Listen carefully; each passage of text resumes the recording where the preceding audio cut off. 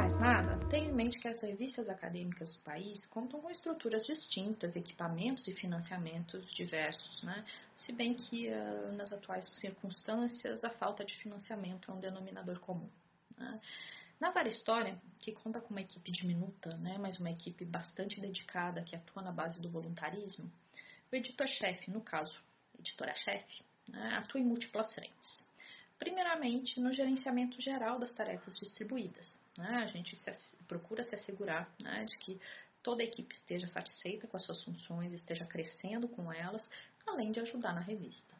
Isso implica verificar o andamento da divulgação da revista, a forma como a Vara está inserida nas mídias sociais e pode colaborar para a divulgação de eventos, além da própria elaboração dos números da revista.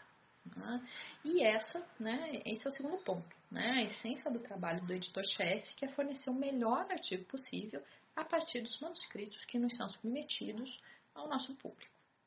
O editor-chefe é uma interface entre autores e autoras que nos submetem seus trabalhos e as expectativas dos pareceristas. Todo trabalho que chega à vara é submetido, antes de mais nada, a uma varredura, a fim de verificar se o ou a proponente tem a titulação esperada. Pelas nossas normas, apenas os detentores do título de doutorado podem submeter artigos e os mestres e mestras podem submeter resenhas. Além disso, nossa equipe verifica se os artigos em coautoria são artigos que não infringem nosso código ético, se não apresentam plágio ou autoplágio. Portanto, se você quer submeter um artigo à Vara História, não pode reaproveitar aquele texto maravilhoso que submeteu aos anais de um evento. Se tem uma tese ou dissertação não publicada, tem que fazer um trabalho de reescritura para que seu manuscrito seja aceito. Passada essa primeira etapa, os artigos são avaliados por mim e pelo conselho editorial, a fim de verificarmos se estão dentro do escopo da revista. Se são artigos que apresentam originalidade, discussão historiográfica atualizada, reflexões teóricas pertinentes, se são artigos que, mesmo em caso de artigos que têm uma perspectiva micro, se são artigos que conseguem estabelecer reflexões amplas, antes de serem encaminhados aos pareceristas. A partir disso, os artigos são distribuídos entre os editores associados com mais afinidade com o tema apresentado, para então serem encaminhados aos pareceristas. Nossa equipe também ajuda nesse sentido, buscando os pareceristas com pesquisas afins ao artigo submetido. Então, nós contamos com a generosidade dos colegas que realmente se dedicam a refletir sobre os manuscritos que chegam até nós. Passada essa fase inicial, que pode exigir 3 pareceristas ou 4 em caso de pareceres contrários, que podem se estender em casos de temas muito específicos, o artigo segue então para o autor com as recomendações de revisão, aceite ou rejeição. Exceto no caso de major revision, quando o trabalho volta ao parecerista, eu mesma vou verificar se o texto está de acordo e dou início ao processo de verificação de adequação às normas da revista, e a nossa equipe trabalha junto aos autores para verificar as pendências, antes de, por fim, fazer uma revisão estilística. Texto pronto, com ok do autor ou autora, ele então vai ser encaminhado ao nosso diagramador, depois para a agência, que faz a conversão para o XML, para então finalmente ser enviado ao Cielo e ao Redalic. Esse é o percurso dos textos na Vara História. Espero que tenha ficado claro para quem tem curiosidade sobre o processo editorial ou para quem gostaria de publicar na revista.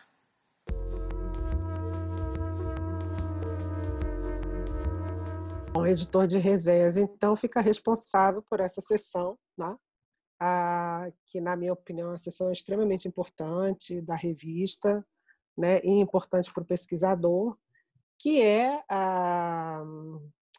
captar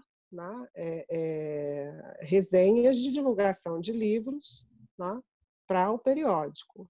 Então, o editor de resenhas, além dessa captação, de fazer a divulgação, a chamada para a apresentação dessas propostas de resenha para o periódico, ele vai trabalhar na seleção dessas resenhas, então, perceber, ou avaliar a adequação da resenha ao escopo do periódico, e também a adequação da resenha àquilo que se espera desse tipo de publicação dentro de um periódico científico, né? No caso do periódico da área da história. Na Vária História a gente tem, né, nas orientações aos autores, né, a quem vai submeter artigo e outros trabalhos, a gente tem algumas orientações sobre o que se espera, né, de que a resenha cumpra, né? Então, o trabalho do editor de resenha ele vai também abarcar um pouco essa avaliação, né, daquele material que foi encaminhado. Muitas vezes um contato com o autor da resenha, com a solicitação, né, com sugestões de algumas alterações ou de incorporação de certos pontos, né, que sejam interessantes para poder atender aquilo que as orientações em torno desse tipo de texto né, elas trazem. Então, é um pouco esse o trabalho, né? E discutir junto com o editor da revista, né, a respeito desse material, né, das resenhas que vão sendo submetidas.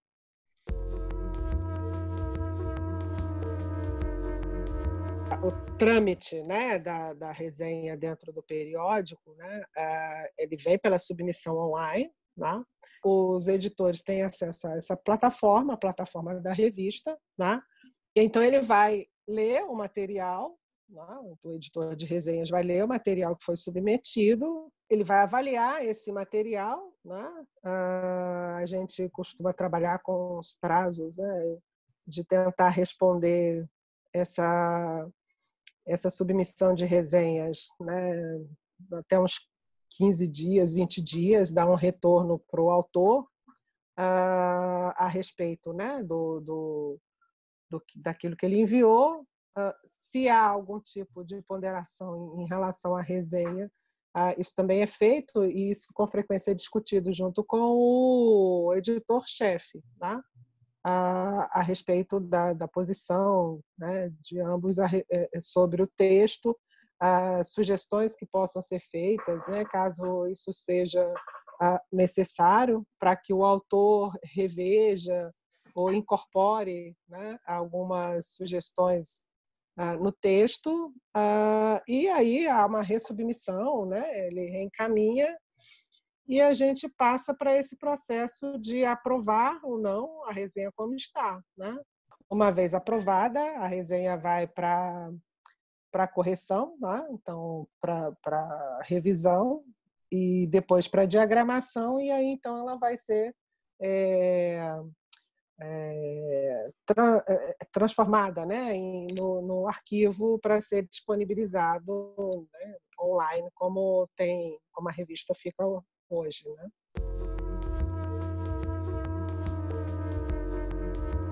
Bom, o que se espera de uma boa resenha? Eu acho que a resenha ela tem que instigar o leitor a ter vontade de ler o texto, né? Eu acho que essa é a boa resenha, né? Seja ela qual for, né? Que ela desperte o seu interesse, seja o texto que for, né?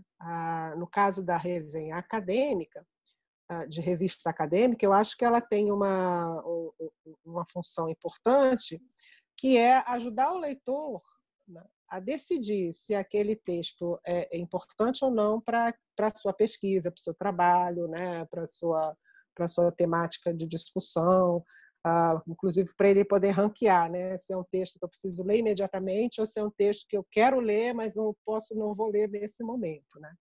Então, acho que ela tem um pouco essa função, né, de atender a esse julgamento, né, de contribuir para que o leitor ele possa fazer esse julgamento, se aquele texto é essencial ou não, né, para a sua pesquisa, para a sua investigação.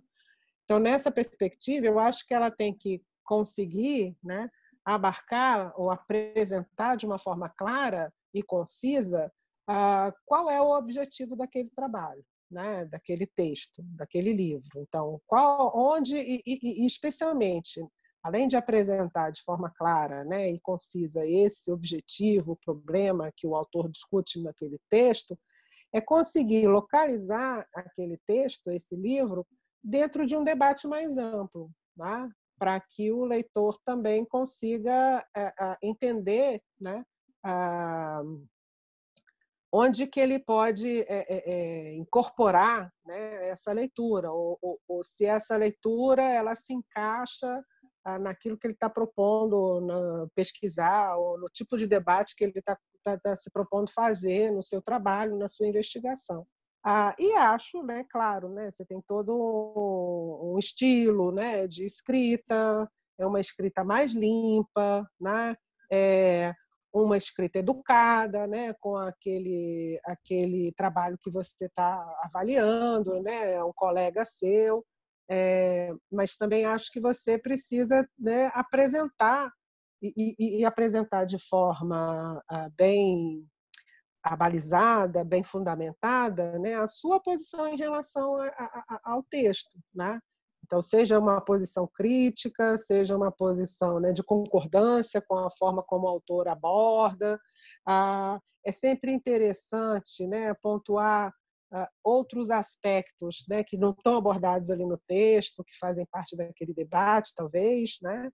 Acho que é um pouco o que a gente espera das resenhas, né? No nosso campo aqui, no campo da ciência, acadêmico, né?